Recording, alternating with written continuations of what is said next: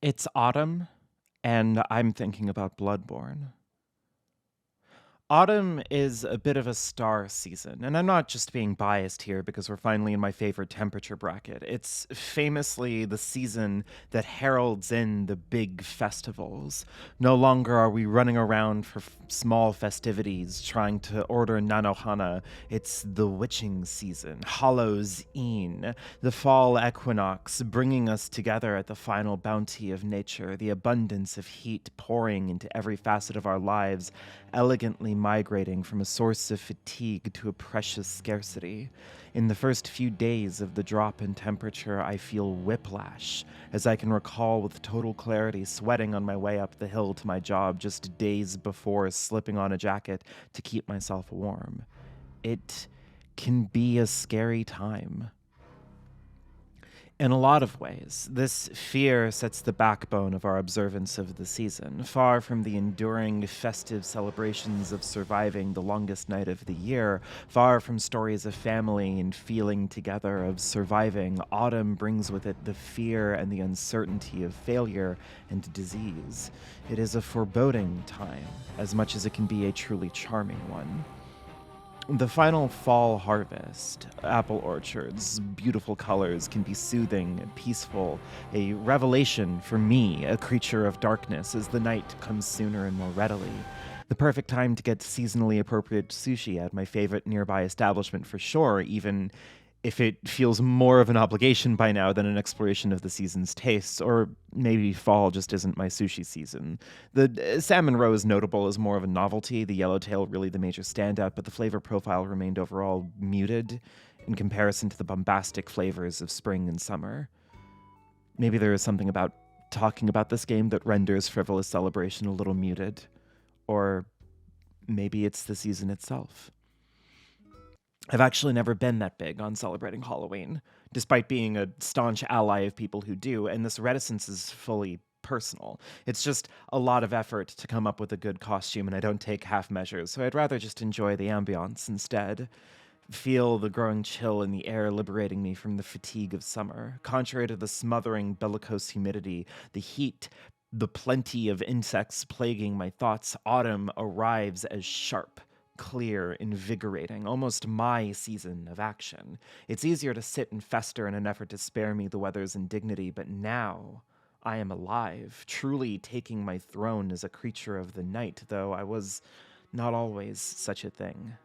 No, with it, the clarity of memory creeps in, reminding myself that in my younger years there was this human boy child with a name I used to have who woke up early and enjoyed the beauty of light, who endured the crushing heat of Texas, or who delighted in early morning summer trips to water parks. And that boy has been taken by darkness and transformed, an affront to the auspices of humankind, and maybe this is where we will begin to talk about Bloodborne in full. It is daunting to have a friend that releases one of the best videos on a game you knew 10 months ago you're going to write about. Professor Bopper's video on Bloodborne feels staggering, a deeply insightful, poetic, literary look into this, arguably one of the defining titles of the series. In one game, the colloquial term for a FromSoft title with big exploration and crunchy, slow, methodic combat with dodges and parries and the like went from a Souls-like to a Souls-born game. The release of Sekiro, Armored Core 6, Elden Ring, and Night Rain did nothing to change that title. We don't call them Souls Rings or Souls Core, even though the latter of which does sound pretty cool, but it is Bloodborne that bridges the structural gap, both within the Souls quadrilogy and within the company's perspective on games of this ilk. Bloodborne carries with it a reputation as punishing, scary, a Souls game where they deprive you of your shield-shaped lifeline, favoring a rally system and a greater emphasis on parries and aggression. And far be it from me to pretend that I have anything interesting to say about the mechanics. I will take the path of deep arrogance and simply insist that I am too talented at these games to consider the fairness or balance or nuances of any combat system as anything more than a flavor that characterizes each game, less working drafts of a system being sent to their audience for assessment and more conscious choices to dictate to you the intended feeling and pace of exploring this particular title. Bloodborne did herald in the end of the kind of slow, methodical pacing in favor of something dynamic and frenetic, but rather talk about it like the end of an era or to dissect it on purely mechanical terms. I instead see this as an invitation into its world, separating it from the kind of disempowered horror style. You aren't helpless in Bloodborne, at least not in the way you believe, and Bopper's video ultimately focuses on the source of your actual helplessness. But this isn't really about him, is it?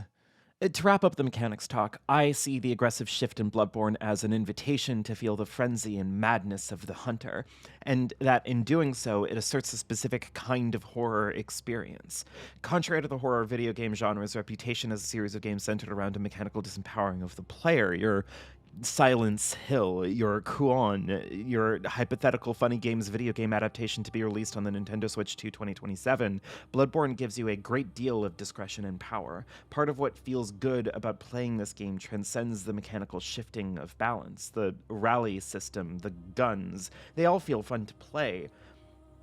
But you're also given these over-the-top trick weapons and asked to slay horror monsters. It encourages the player to hunt. And instead of that diminishing from it as a work of horror, I think it instead shifts the focus. See, you are actually disempowered in Bloodborne, but existentially so. It is more a matter of forces beyond your reckoning. Let me help set the scene. It's kind of well-trodden ground by now, discussing that Bloodborne opens in one horror setting and gracefully crosses over into another. You awaken in a clinic, are presumably killed by this wolf cutie here, brought to the hunter's dream, given a saw and a gun, and told to kill. You go from a mad town to Father Gascoigne, my daddy, who would have at one point been an ally should you decide to fight the cleric beast, only to turn into a beast himself. Another body on the pile. Deeper still gets you to Vicar Amelia, who is, well... I just killed my wife. Let's get back to her in a bit. It isn't until Bergenworth that this transition happens. Up until now, things have been supernatural, yes, but this is different. Jumping from the pier here as Provost Willem watches, assuming you don't just kill him.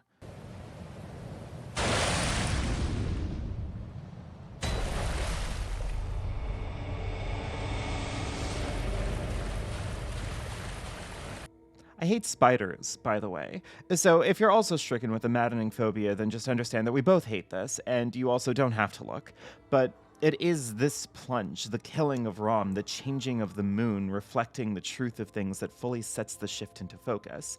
That this world is stricken with something you couldn't fathom, forces that have been dictating the way of things for far, far longer than anyone here could reckon. Lawrence and Willem are often framed in a way as the architects of the premise of this game, and they too are ultimately meddling in the shallow end of the pool of the gods.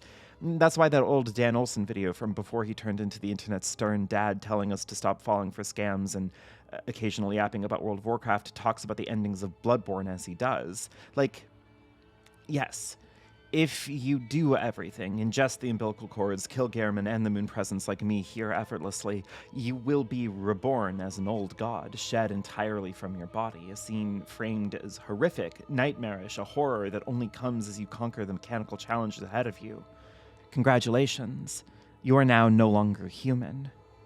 I think if we stopped it here, it would make sense. This is a horror game. It is about disempowerment, just in a unique way. Its mechanics aren't designed to just stir discourse about the series or to keep in line with modern gaming or whatever, but is here to invoke a specific role in this cosmic horror story.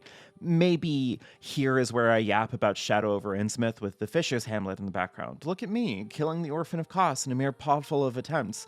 This says something about the horror of the sea, but I think there's something else about this game that lingers in the back of my mind. It's too much, isn't it? I feel like after hours of videos from essayists far more well-respected than me, I would be worried that I'd get here and more or less recap stuff everyone else has already said, and I kind of have already, right? And yet none of it feels full, complete. Bloodborne cares about the horror genre in such a pure way, it is almost impossible to really fully dig into it all. What are the Chalice Dungeons, if not a mechanical love letter to the mind-bending nightmare horror of the unknown depths? Catacombs carrying things they categorically cannot. Monsters you fought up above ground, and here now the Temerian Queen inexplicably. What is the One Reborn, Abridus, the Amygdalae, the Orphan of Kos, if not a haunting gesturing to a Lovecraftian cosmic nightmare? This game is so potent, so vividly realized, that it is almost impossible to fully come to terms with it. That being said, I do want to contribute one thing to this conversation before fully devolving into the kind of horror experience of reckoning with the totality of it all. So, okay. So, Thomas Story Kirkbride was a 19th century psychiatrist who worked on a plan to reconfigure and improve treatment of mental health in the US. This Kirkbride plan included the reworking of insane asylums, how they're staffed, how they treat their residents, even down to how they are to be built and laid out. One such building, named the Athens Lunatic Asylum, was founded and built about 10 years before Kirkbride's death. Afterwards, the Kirkbride plan started to fall out of favor in the country due to rising operational costs, and by the 1950s, the Athens Lunatic Asylum gained a reputation for being one of the sites where lobotomies and electroshock operations were practiced on their patients. And then, about 60 years after that, I walked into that now abandoned building as part of the Ohio University's efforts to repurpose the location now known as the Ridges. I have seen the site, was warned to be extremely careful walking around, both as a matter of practical safety and of superstition. Theater kids, you get it. And I cannot help but think about this now. See, in a lot of ways, despite the game's primary aesthetic leaning towards European architecture, the ugly practice of rapidly scaling back the dignity and level of care for mental health patients in the US tracks very neatly onto some of the lingering threads of Bloodborne's story. Lobotomies were in practice from the 30s into the 50s, both in the US and in the UK. More so, in fact, in the UK. Look, I'm not British. It's the only thing I'm allowed to brag about. Like, we did technically proportionally less lobotomies than England. Patriotism. But it doesn't change the fact that across the board, lobotomies were performed on more women than men. And Bloodborne intertwines the horror of the brain and the horror of feminine-coded madness. Look at Yosefka, the imposter Yosefka, at least. A person who, when you talk to her after killing Rom, will allude to her pregnancy and upon her death will give 1/3 of the umbilical cord needed to fight the moon presence. Lady Maria is beautiful and dead, a corpse who watches over the failed experiments in the clock tower, one of whom begs for brain fluid. The same clock tower oversees the living failures, reminiscent of the celestial emissaries in the base game, unknown, inexplicable figures reminiscent of jellyfish or our central nervous system, much like the amygdala boss fight.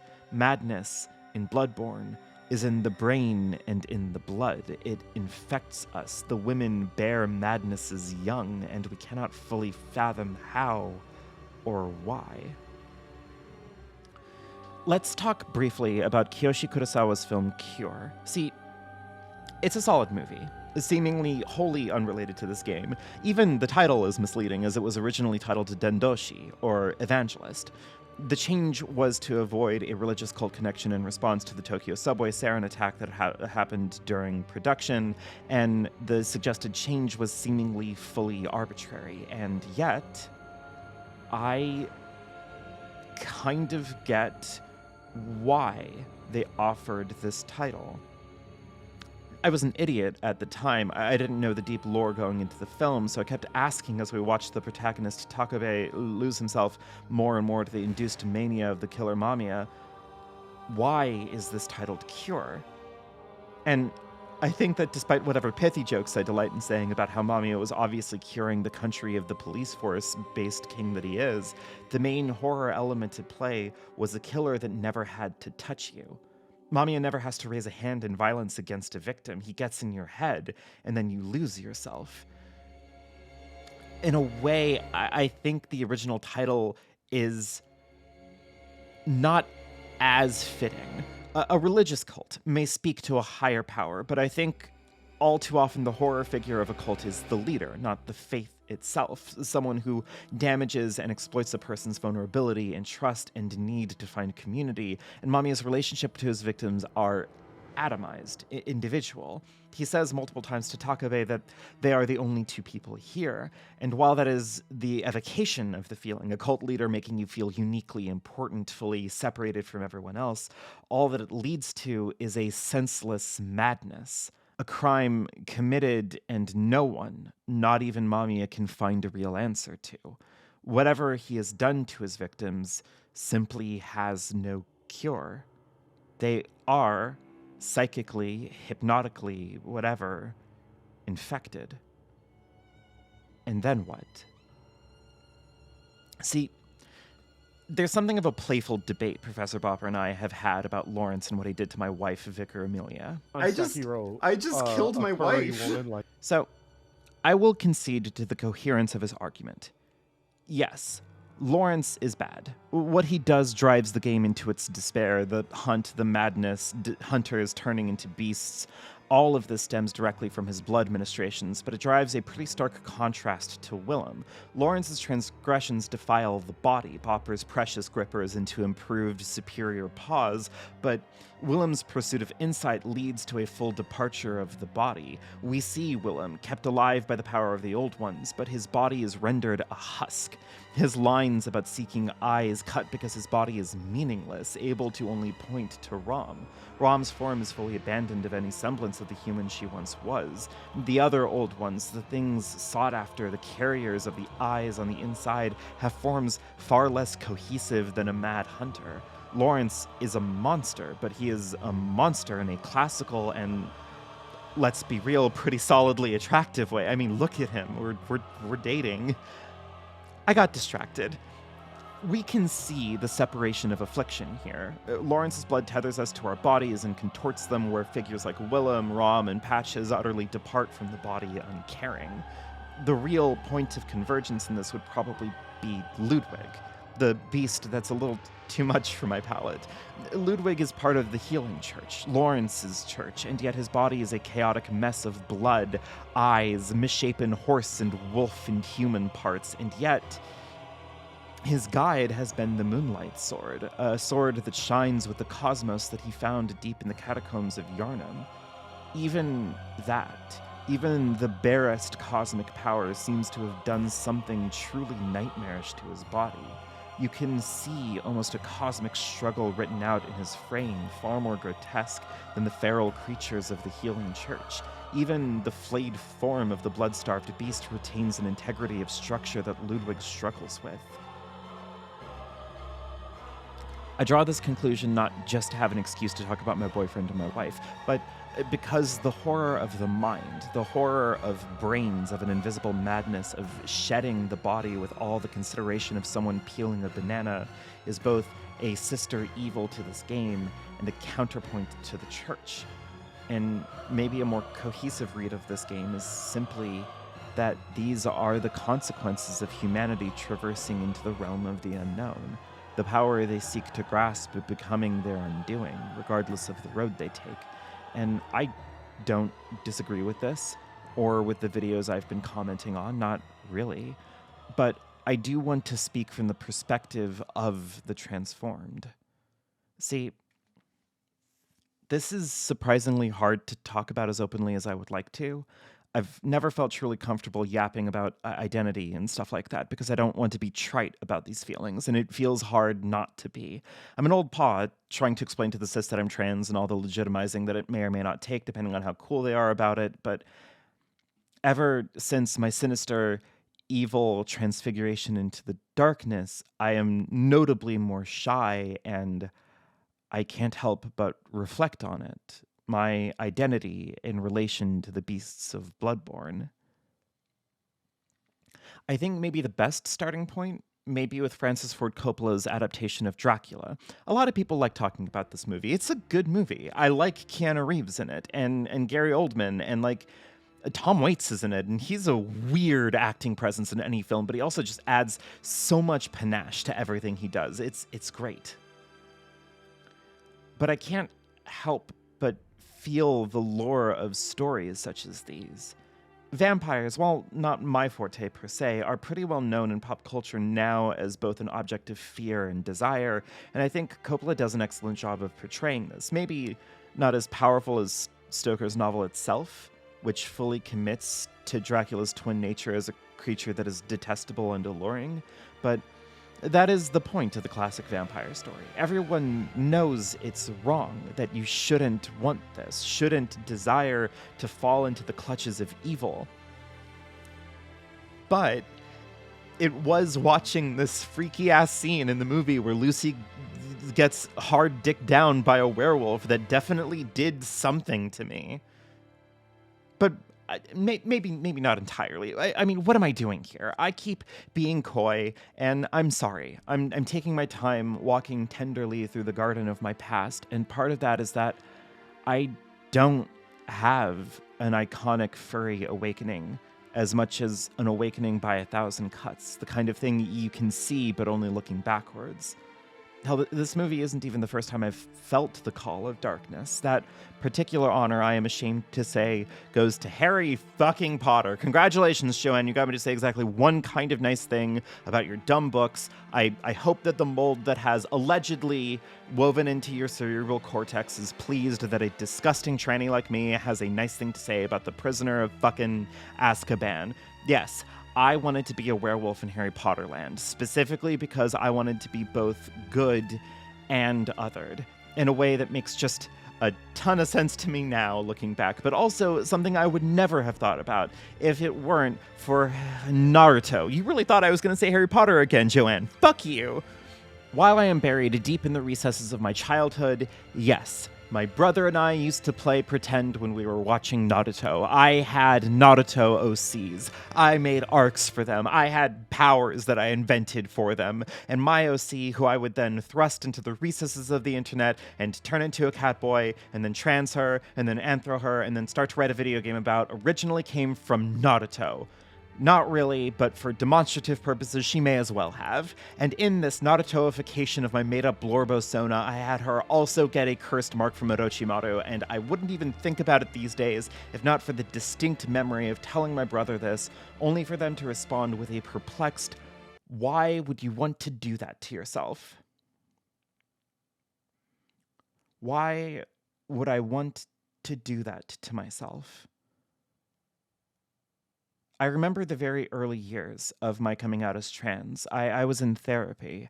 My therapist had, at the time, really quickly agreed that I'm trans and tried to push me along the process for getting hormones because it was the old days. That's why my doctors still give me Spiro even when I ask them about prog. But I remember my dad at one point asked me why I'm doing this to myself. He asked me this because I seemed, in his estimation, considerably worse off. I was stressed, nauseous, irritable, and therapy seemed to be making me ruminate on these horrible parts of my past more and more. I grew resentful, hostile, angry, something of a terror upon them, enough that I made a wildly risky venture to flee their house. In this moment, I had never felt more like an outcast, and it came with none of the dramatic fanfare of my Naruto OC or my longing to be a In this moment, I had never felt more like an outcast, and it came with none of the dramatic fanfare of my Naruto OC or my longing to be a tragic AIDS metaphor. And now I'm here with the fucking Therian symbols on my blue sky. This video wasn't intended to be something of a precursor to my upcoming massive project on Therian art, but it is fitting as I herald in the beast, the unfathomable unknown. I feel a genuine kinship to the beast-afflicted residents of Yharnam. Theirs is a life tethered to the body as it morphs and changes along with them. There is no higher cosmic escape from the flesh into eldritch indifference. Lawrence, Gascoigne, Amelia, and the other clergy members of the Healing Church, they, in the language of the game, descend into beasthood. There is no higher philosophical point to them, just that they have lost their humanity, turned into creatures of the night, classic horrors. Maybe a particularly bloody take on them, but iconic. Beasts, wolves, the kind of base animal Simon Castlevania would whip to death. And yet, this kinship remains strong. In a lot of stories about madness, about disease, about the other, the monster, these creatures may most charitably be seen as pitiable. Lucy was a sweet, lovely girl and has been taken by evil, lost to us. Was she in great pain? Yeah, she was in great pain. Then we cut off her head and drove a stake through her heart and burned it, and then she found peace. Doctor! Please. But what does that leave us with now? I find myself philosophically altered, an animal masquerading as a human for the nefarious purpose of getting money to live long enough to yap to my internet friends. Am I, too, pitiable? Would my father and stepmother, devout Mormons that they are, find this part of me a fall from the light of God and his beefcake son? Would my mother and my dad see this part of me and simply ask yet again, a perplexed, why? I don't want this to come off as shaming people for not understanding the nature of this kind of identity. I'm here to very specifically shame my father and stepmother, who invited me to join their own healing church of Latter-day Saints, only the horrific transformation they promised would be into a completely boring shell of myself, forced to pretend that I've always been their precious Mormon boy child they never cared for, a fate far more existentially horrific than the twisted creature I am before you now. Instead, I bring this up because I think a lot of sympathy can be expressed to the poor, afflicted creatures from these stories, but that sympathy can just as easily be shallow. It is a pity, but like Helsing makes so clear, you have to end their suffering. And I think there is on some level a revelation of community in our othering, that we are not people in the same way leaves us caring for each other. The patients who were tortured in the perversion of Kirkbride's asylums were more than just pitiable wretches. Vicar Amelia and Father Gascoigne more than just hapless victims of the madness Lawrence bequeathed to the sick land. It's not a textual empathy, nor really should it be. I kind of refuse the call to turn art into an advocation of my political beliefs. I'd rather not be prescriptive on Bloodborne and how it should afford more empathy to the sick, no matter how much I personally wish for the same empathy extended to me. I think I connect to this bestial madness kind of because of this lack of empathy. Seeing the world through the eyes of those that find me unnatural, an othered, inhuman creature. Reading Lovecraft's Shadow over Innsmouth, despite my coy efforts to pretend to be above such things earlier, this fascinating split remains at the forefront. Yes, the story ends with our protagonist longing to return to marvel-shadowed Innsmouth, to dive into his ancestral waters and rejoin the cyclopean darkness of the sea, but not before spending the length of the novella building to it with such revulsion, horror, and fear. The story spends most of its time describing in flagrant detail the wretched stink and horrid vibes of the place far more than any kind of profound allure. The people of Innsmouth are not sympathetic figures, but wretched, horrific, and the draw remains all the same. Horror, in this context, lives in the perilous contrast of your mind, what it is you can rationalize and understand, and the body, the urge, the needs that seem to compel us. My theater professor at Ohio University once talked to me about vertigo. He said that vertigo itself is not the fear of falling, but a fear of the part of your subconscious that irrationally draws itself to the idea of falling, a worry that there is a part of you that yearns for oblivion and pain and death. And it is that frightening compulsion that haunts me as well. I can rationalize with total clarity that how I feel about myself is not a tangible composition of my form, that in doing this, all I am functionally accomplishing is an alienation from society, but all of these rational thoughts, all of my insight is rendered pointless. I know how I feel. I know what I feel. And it is scary enough that I'm going to be making a whole other video on that feeling, and in the meantime, as a hunter must hunt, and as a beast must hunger, well, it's autumn, and so I'm thinking about Bloodborne. Special thanks to Alex Patanos, Alexi Angelica, Amadel, Athena Stripes, Bees Louise, Blair Renix, Blueberries in My Coffee, Kapopo, Colleen T, Evan Kearns, Foxy Hex, Gail Simmons, Grizz, La Chouette, Lewis Wells, Low Res, Maria Aladren, Michael McNay, Narai the Redmarked, Noun Verbally, Philip Pryor, Professor Bopper, Rob Leon, Saint Rawberry, Some Kind of Dog, Sunny Haven, Tradegood, Trinant, TV's Ross, and Zetetic. Thank you all so much.